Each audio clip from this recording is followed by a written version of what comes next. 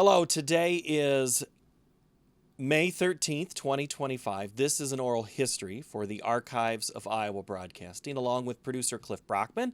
I am Paul Yeager. Our guest today is Sue Danielson, who has spent a career in radio, recently retired from the full-time side, but not from still working. So, Sue, I guess the easy question to start with is, how'd you get started? Oh, I had an early interest in journalism. I think in grade school, Paul, and then high school, more of the same, high school newspaper, speech team, that sort of thing. In college, I ended up wandering into the college campus radio station at the University of Illinois, and I just loved it. I really got the bug. Decided to finish up my degree at Illinois and then take on another study, well, an additional degree at Southern Illinois University in Carbondale. They had a very solid, very strong communications department, radio, TV. And I said, I'm going there. I want to go. I mean, I wanted to finish at Illinois. I loved Illinois. But SIU had this program that I was very interested in. And while I was there, I got a job at a commercial radio station near campus. And I also met a lot of people, and it actually led to my first real radio job. I mean, the station in Murfreesboro near Carbondale, that was real too. But somebody that I knew in another class, I didn't know him at all. He recommended me for a job at KOEL in Oelwein. I'd never heard of Oelwein, Iowa before. I lived in Illinois, of course. I had been to Iowa, but didn't know anything about it. But I talked to the general manager there, a fellow named Ray Leafstedt, and he said, we just need somebody to fill in for our regular news person who's on maternity leave. Her name is Pam Ort, and many people may know that name from Wartburg, and she had a wonderful, distinguished career in her own right in radio news. So I decided, sight unseen, to accept the position, and it's temporary after all, might be kind of fun. So I drove during an ice storm to get to Oelwein, Iowa, and settled in to, it's a fairly small town, so it's a bit of a culture shock for me. I remember encountering someone in the store there who said, I hear you don't have any furniture. They knew me. They knew all about me. And it was small town. And I'm like, this is a small town. And I enjoyed working at KOEL. And the news director, Dick Petrick, was very, very well known and very well respected. Just a delightful gentleman. He taught me a lot of things about cultivating good contacts and talking to so many people. He was on the phone all the time, every day. My coworker, Dar Danielson, I met him. Eventually, he became my husband. So that was another good reason why KOEL was very, very important in my life. But KOEL was an eye-opener because it was the first time I really got to meet listeners. We did some remote broadcasts, and it was very community-oriented. And we got to meet our listeners. And I loved that. That was so interesting.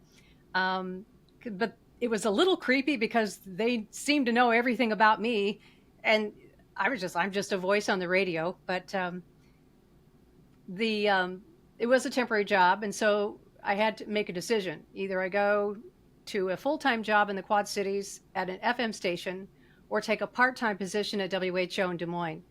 And my news director, Dick Petrick, said, well, you can't go wrong if you go to WHO in Des Moines. He knew people down in Des Moines, and I thought, well, okay, I'll give it a try. So I went to Des Moines, started working there part-time in the newsroom, and then part-time as a board operator. And after about a year, I became full-time. I got to tell you a quick story, though. When I first started as a reporter, I was new to Des Moines, fairly new to Iowa, and they assigned me a story at the state capitol. And I was so embarrassed because I had never been to the state capitol in Iowa. And I'm thinking, okay, I can see it. I know it's over there. I'll just follow the dome, I guess.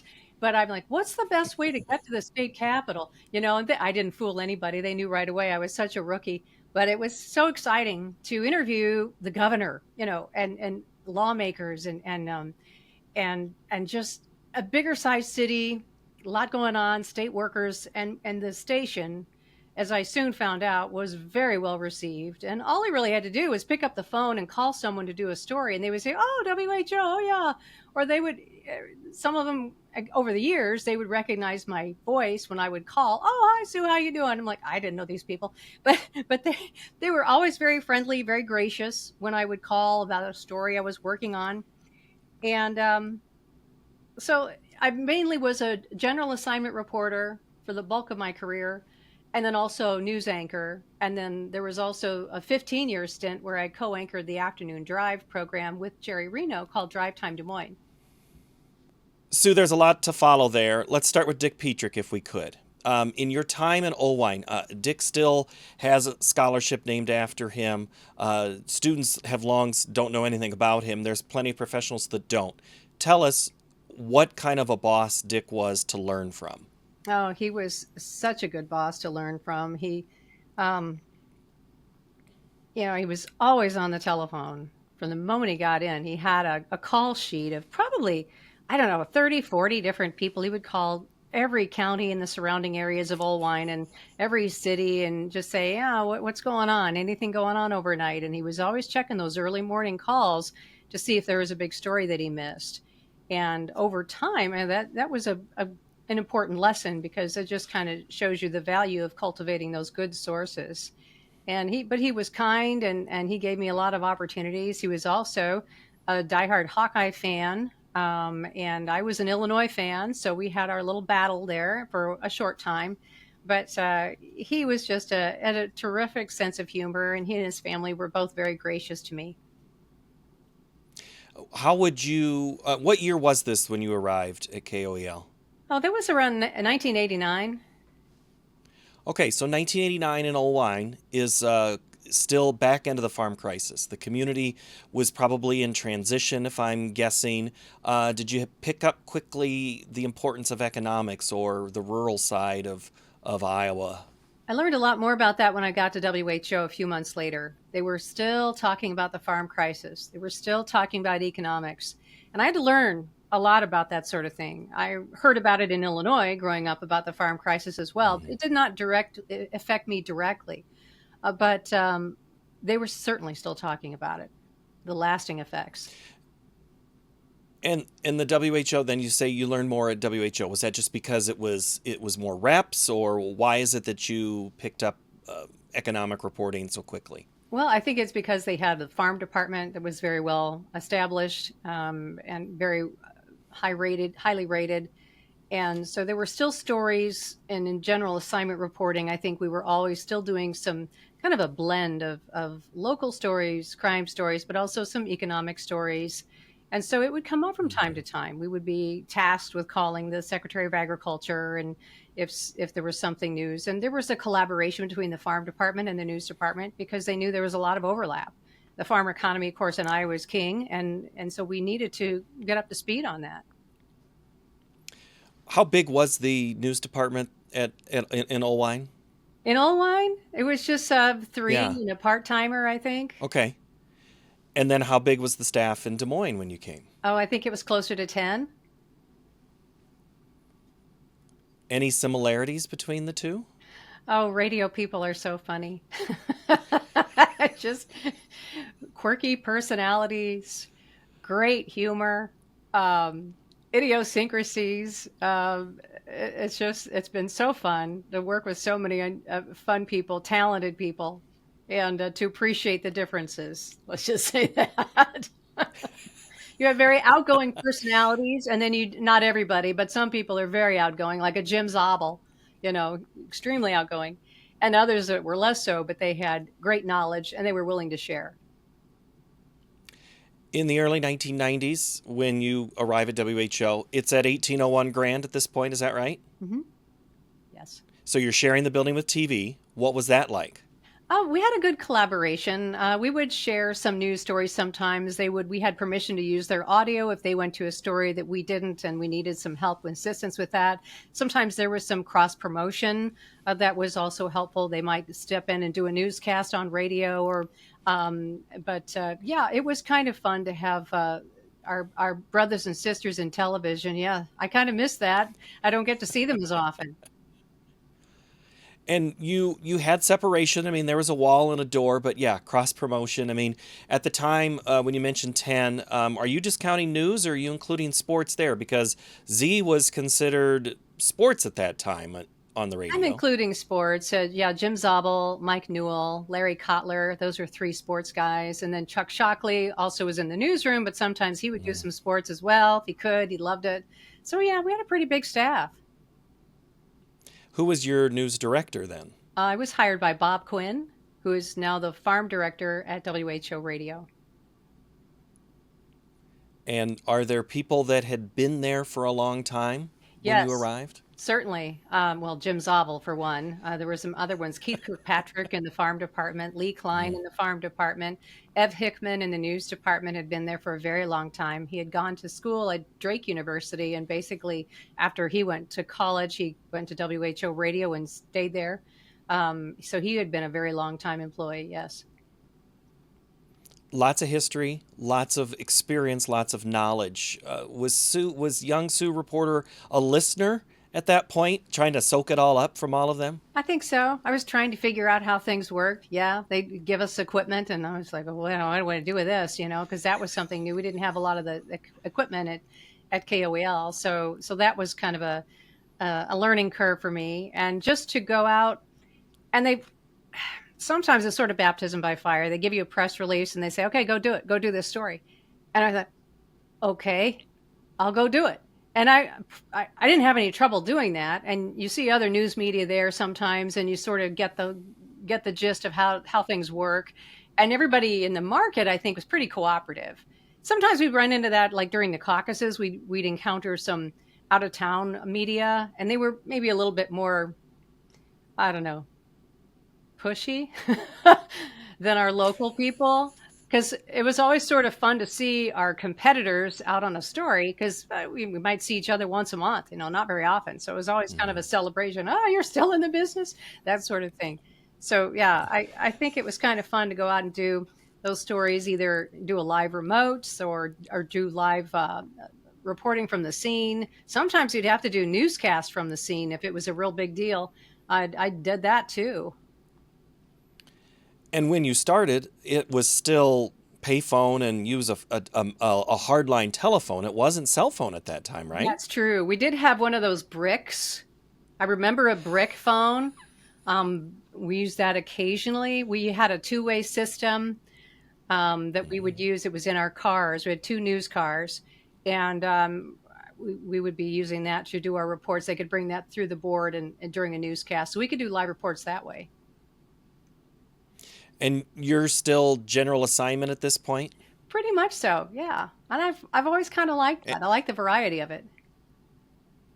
Was there ever a beat though that you were like, "Oh yeah, I'll do this because I have the contacts in whatever the subject In was"? that particular newsroom, we had somebody who was a state house reporter, and everybody else was pretty much general assignment. Whatever needed done was done. Or if you had an idea, you'd pitch it and you'd say, I'd like to follow up on this.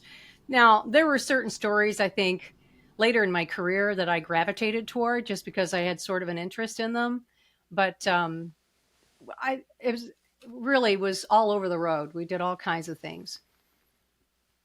When you say you're out at the scene with competition, who's the competition? Um, Sadly, not a lot of radio people, but we consider TV reporters our competition. We're both trying to get the Mhm. story, both trying to get it on as fast as possible. So, yeah, I consider them competition. Was public radio, I mean, on the street as well, like that, or was their focus different? Occasionally, there was certainly a strong commitment to the state house reporting, I think, from public radio. But occasionally I'd get to see the public radio colleagues. Yeah. At that time, Ames was not in your, I guess, family of corporations. So, I mean, if Ames came to Des Moines, does that mean it was a big deal when you'd see somebody from there, or Cedar Rapids, or? Yeah, certainly. Yeah, if there was, it'd have to be a really big story to pull people like that over. But we did have some cooperative arrangements. Sometimes, if a radio station said, "Hey, could you send us a soundbite?" we usually would say, "Okay, yeah." How did you send the soundbite? Oh, over the phone. from station to station, it would still be phone to phone. Yes. It wasn't the email or upload with a Oh satellite no. or No. drop it in a mail or anything like Oh that. no, nothing like that. No. When I started, and that was one of the things about the technology, it's just a 35-year career. You can imagine, anybody who's seen a lot of technological changes. But when I started, there were typewriters and no cell phones. So, I mean, and we'd get our Associated Press wire copy that would run like a constant ticker, and the weather service also. All of that gravitated online onto our desktop computers, and we had to learn how to use those. And everything changed so dramatically and made it so much easier. In some ways, a little bit stressful because we all had to try to adapt to new technology. And naming some of your names, knowing their age, I'm guessing the technology wasn't quite as adapted to as quickly by some. There were a couple that still insisted on using typewriters in that newsroom. I'm not going to name names, Jim Zabel, but Oh, yeah. And I'm going to say Mike Newell, even up until yeah. his passing, he was still using a typewriter. And he's used I know that for a fact. a manual. He used a manual typewriter. Yeah. But no, we embraced the computer technology. It was just such an evolution, and I think I was first exposed to computers when I was in college, so I didn't have a lot of experience with it, but we had to learn fast. Sue, one of my personal memories of you is with Jerry Reno on Drive Time Des Moines. And that was just, I always felt that just sounded so big time to have two anchors pinging back and forth with stories. And it just felt so different than anything I had heard, where it was just one person. How did that show start? How did you get onto that program? They needed to make a programming change, or I can't really get into the decisions why. Our predecessors didn't quite work out, so radio stations do that all the time. They shake things up sometimes, and they came up with this idea, and someone had known Jerry Reno from his past broadcasting career. He was in television, and they decided to pair the two of us and do that program, kind of a mix of news and information, interviews, a lot of severe weather, certainly because it was afternoon drive, so we always had severe weather, it seemed like. And it lasted 15 years. So I think that's pretty successful for radio. And was it the two of you only working on that show other than the contributors, your other reporters who were giving you stories? I mean, were you producing it? Oh, yeah. We produced everything. And then we dip into the newsroom for other stories that they would, they would cover. So yeah, it was mainly Jerry and I. What was Jerry like working with? Well, he was a guy who had a great knowledge of the community. You put me on the spot here. Since he had lived most of his life here, he knew the community very, very well, knew people, and had great backstories. And he was so comfortable telling stories and interviewing people, more so than me. And he could ad lib without any problem. And in fact, it was a bit of a problem when Jim Zabel was doing sports on the day Jerry was there. Or vice versa, when Jim would come in, and because those two would start talking and telling stories, and it was hard to get him to quiet up, to be quiet. But yeah, Jerry I felt it was a very successful program for a long time. We had a lot of fun doing it. Did you, I physically, I don't know how you sat. Did you sit where you could see each other? Or was it just strictly your listing? We had a console. To go back It and was forth. the same console as at that time Van and Bonnie used in the morning. So we sat next to each other. We used hard copy because I would print out all the newscasts and the stories that we would read, and sometimes we'd have to make adjustments or edits on the fly. So that's how we did it. Even at the state fair, we would take all that stuff out to the state fair and do the show out there, and that was always enjoyable. Do you have memories more from the anchoring side with Jerry, or do you have more memories of at that time period of you still going out down to the police station to wherever it was for a story? Oh, I guess I have kind of a mix, 50-50.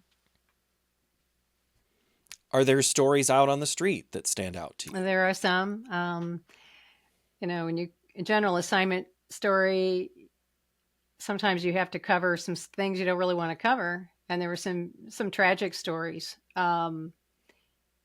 drownings, shootings, that kinds of things. In fact, sometimes if I'm in a certain neighborhood, I'll remember, I remember covering a story here. A guy died here, something like that, drug deal or something like that. So yeah, there were some stories that, and any kind of story with involving a child that's hurt, or it's those are the tough ones. But then I think about all the other ones that I enjoy, and fortunately, the good ones outweigh the bad ones. And I think sometimes what an unusual occupation broadcasting is, and a general assignment reporter, I'm tasked with interviewing people who have amazing expertise, like rocket scientists or engineers, and taking their knowledge and putting it into a form that my listeners might be able to understand. And it's such an opportunity. I've had such a tremendous opportunity to interview experts over the years and learn a lot, medical experts. And it's been very interesting. Well, I'm always intrigued how you keep notes on interviews, and because you're running and gunning, you've got a lot to do, and if you're getting this expert, how'd you always melt that down to those 4, 8, 12-second sound bites? I don't take many notes at all. Really? I just roll the tape and come back and bring the tape back to the newsroom and listen to the sound bites that I'm most interested in, and that's how I write the story. I don't take a lot of notes. If I had to do something at the legislature, I would take notes, because those committee meetings tend to go on a bit, and maybe it's just keeps you from falling asleep too. But generally, as a reporter, and oftentimes they'll give you a press release, and you can kind of use that as a guide. But I prefer to interview someone and then use the comments that they give me directly. Okay, so what was Sue Danielson's biggest fear in the morning? Getting a press release you didn't really want to cover, or having nothing and you had to go out and figure out what was happening? I don't really. I mean, on those slow news days, you had to come up with something, that's for sure. So that could be a little challenging, a little frustrating, trying to find something to do and a good story. I don't know, some of my biggest fears, honestly, would be at night when I'd have those broadcast dreams, when you're dreaming that you've got to do a newscast, you've got a deadline, you open up the mic and you can't speak, or the copy that you have is garbled, it doesn't make any sense. I still have some of those dreams sometimes. I can't find my way to the studio. I don't know where they put it. They broke it down, they moved it somewhere. So I still have those kind of stories, fears. I've seen how the 1993 flood was covered television, in print. How was the 93 flood covered in radio? Oh my goodness. That was such a big deal. I was planning on going on vacation the day before, and then the rain just came, as we all remember. And I remember calling my parents, because we're going to go visit them. I said, I can't. I got to cancel. And they were like, oh, come on, what? I said, no, this is a really, really big deal. And we had lost the radio station, lost electricity, had to move all the equipment down to the lobby to take advantage of the sunlight and get the generators going. We worked 12-hour shifts because of just the mountain of information. And this was before the 93. So consider the technology then. We didn't have I don't think we had email then, right? Or did we? I don't remember. No, not really. No. So, I mean, we were getting press fax machines. And fax machines, exactly. Fax machines. We were getting a lot of that stuff. And it was just such an enormous amount of information we had to get on the air. And it was critical because people needed their water. They needed to know these basic services, how they could get things. So it was a big deal. I lived in Ames at the time. My husband, Darwin, worked at KESI in Ames, which Ames had their floods too. But so I could escape Des Moines and go back to Ames, and Ames still had a city water supply. But then coming back into Des Moines and working, that was a tough time. And it was really tough for people who had lost their electricity because they were without electricity, and it was hot. And some of those folks didn't get electricity for over a week. And then the rest of us didn't, the city was out water for considerably longer. And so that was a really largest city in the U.S. at the time to lose its water supply. It was terrible. And I remember doing so many interviews with stations across the country. And some guy in Detroit called me, some radio station. What's the big one in Detroit? I can't think of it. But he says, well, he was trying to make this, like, I don't know, make a big deal about the water. Well, what happened? What's, trying to blame somebody. I said, it just rained a lot, a lot. You know, it just rained a lot. Yes, it did. It rained a lot. Can't really blame anybody about that. It just rained a lot. The city has obviously made some flood improvements since then, but yeah, that was a tough time. Was there ever a story that was as big as the 1993 floods for you? I think that tops the list. We did so much severe weather coverage, and we've had devastating severe weather, tornadoes and floods, blizzards, ice storms. We've had some terrible ice storms as well. And weather is such a big deal to our listeners. And so that's one thing I was always very proud of, that the radio station has such a commitment to weather coverage, something everybody can agree on. The tornado, hard to be too divisive. There are people that would say, oh, I don't like your talk shows on the radio station. Like, well, I'm in the newsroom. I don't have anything to do with the talk shows. But as divided as things are sometimes politically, that's the one thing everybody could agree on, was the weather. So that was nice to find some common ground there, although it was scary sometimes. The adrenaline is pumping because you're covering, and the tornadoes just keep coming. And so I guess, when I think back, I think about 93, but I also just think about just the onslaught. There's so many tornadoes. And, sometimes we'd get, 24 of them in a single afternoon. And it was just, you had to try to keep track of it all. And I had to do that a lot during my career, because it was almost always an afternoon drive. Yeah, that's when the tornadoes usually happen. Exactly. And all that work you did earlier in the day is out the window, and you're just live trying to figure out and reading radar and getting weather reports and calling whatever gas station in the community to find out what happened. We That's did. that would be some of that adrenaline, I'm guessing, that you're talking about, Absolutely. right? Try to get somebody, some eyewitness to talk about it. And we would open up the phones during the afternoon show and say, are you, first of all, be safe.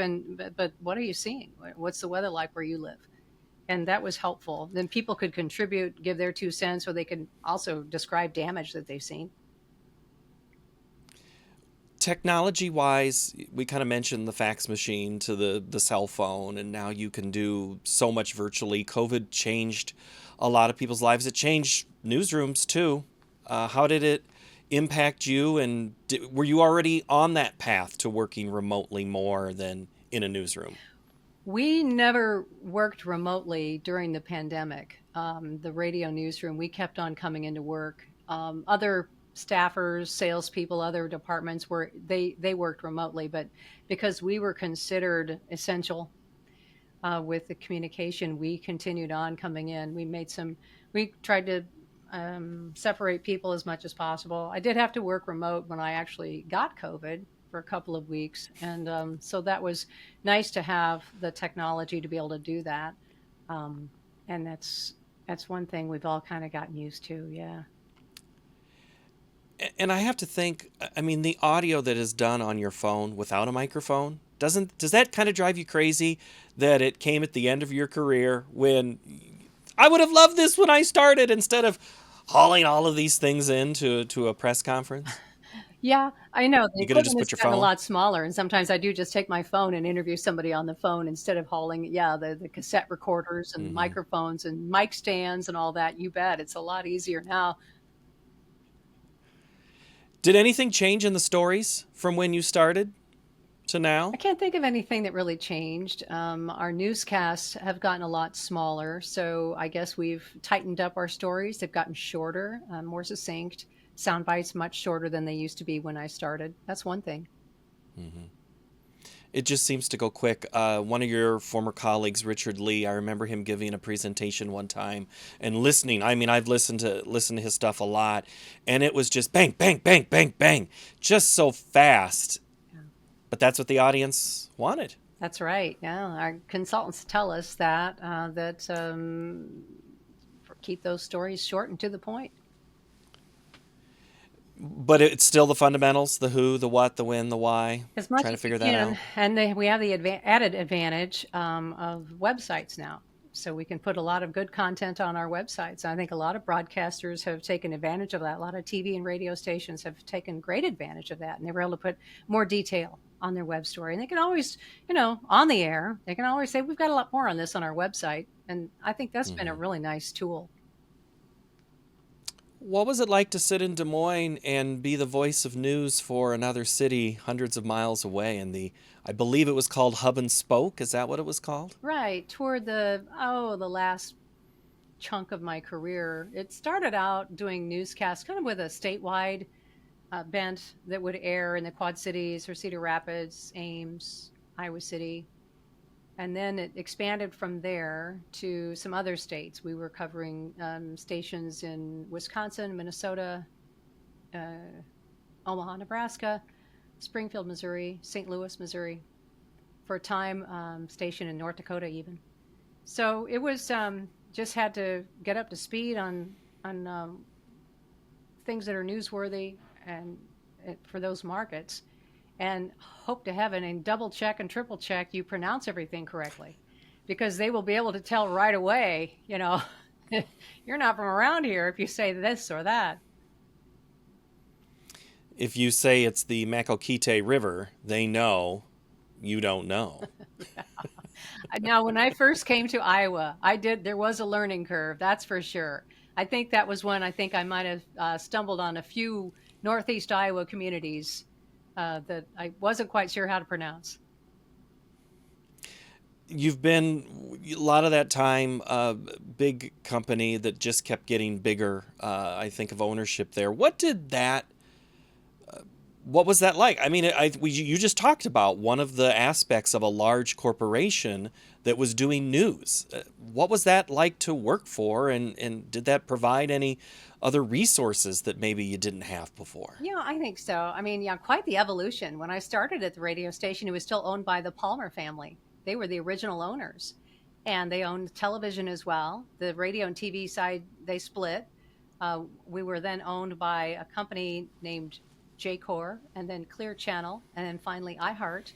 And as the radio stations got bigger and bigger, certainly there were better technology, and that was one thing.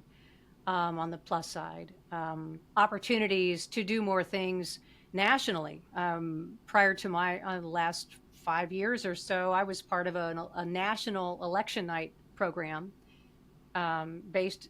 Well, I was in Des Moines, obviously, and then we did like round robin type reports from all over the country as part of the iHeart system. So that was really a cool opportunity that I would not have had back in the days when we first started.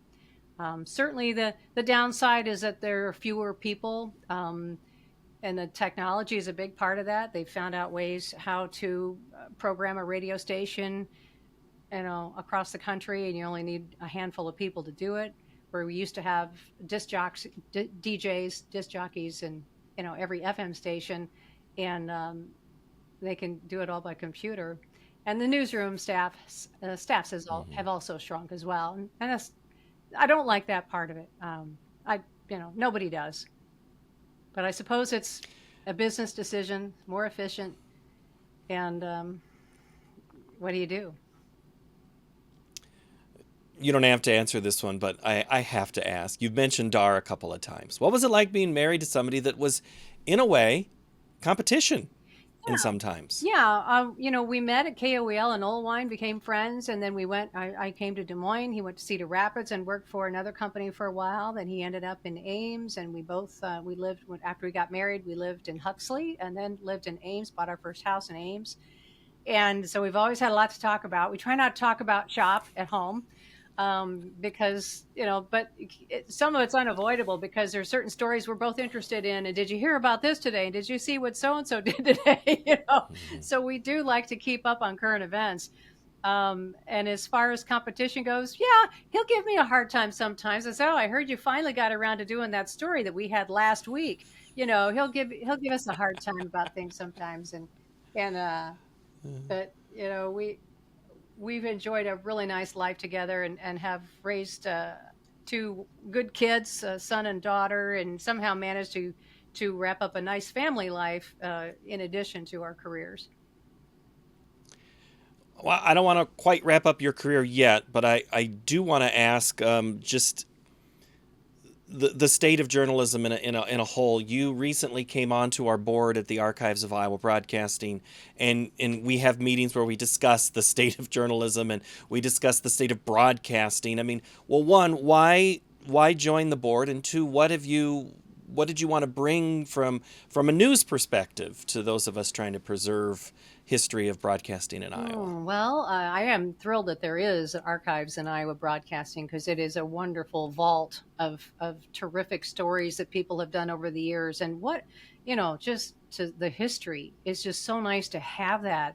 It's what a treasure to have that. And as far as the state of journalism goes, I think it's been sort of an evolution. News media reporters are generally not well liked people in society because we tend to have really bad news, and maybe that's part of it. Maybe there are other factors too.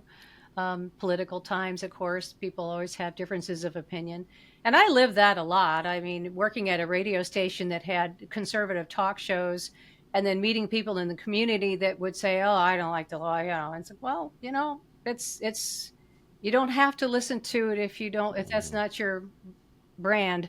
That's quite all right, but I think in the newsroom, we have, prior to my departure there, and something that I'm continuing on is to make sure that I'm fair and that I'm telling a full story, not just half the story, and that I'm not just repeating something that a press release or someone, a spin doctor, has given me. People who are in public relations or working for a cause or a politician, they're very, very good at doing their job and making their boss look good and try to advance their cause. And I think that's the struggle. I hope that new reporters take a look at that and not be a tool, and to discern what's spin and what's just the facts. And if we just stick to the facts and be fair about it, I think we'll be good. What do you tell someone who's just starting their radio career now? It's so fun. It is a fun industry, and I hope that they feel like it's so much fun. It's not like working at all, because there's always something new. Every day is different. Sometimes you've got to work a little hard to find a story. Mm-hmm. Sometimes you got to localize a national story or find something out of state and think, oh, I wonder if we have that problem here. And let's call a local expert, and that's a great way to build sources too. But it's broadcasting is a lot of fun. It may not be your forever job, though. I will tell you that, because of just the changes in the industry, it's probably good to have something to fall back on. I remember hearing that message too when I was in college and at the time, and I didn't listen. Well, will somebody starting today be able to do 30 plus years in radio? I think it's possible. I think it is absolutely possible. You bet. If that's what they want to do. All right, Sue, last thing. That's right. What's the lead to your biography? Oh, goodness. I hope that I will be remembered as a reporter who was hardworking and fair, and did my level best to inform accurately and to entertain too on occasion.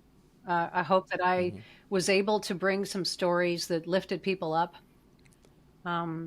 We have that tendency, I think, those of us in this business, to kind of gravitate toward those happy stories because we do so much doom and gloom. It's really nice to do a story about something unusual, like a bear wandering through a cornfield in Iowa. We love those stories. But I hope that's what I'm remembered for, is working hard, getting the story, and trying to do so fairly. All right, Sue. Thank you so very much. I appreciate your time. Thank you, Paul. Sue Danielson and her radio career in today's oral history from the Archives of Iowa Broadcasting, which is produced by Cliff Brockman and myself, Paul Yeager. This has been another in our series. Go on to our YouTube site, watch them all, find out how things have evolved. Thank you for watching.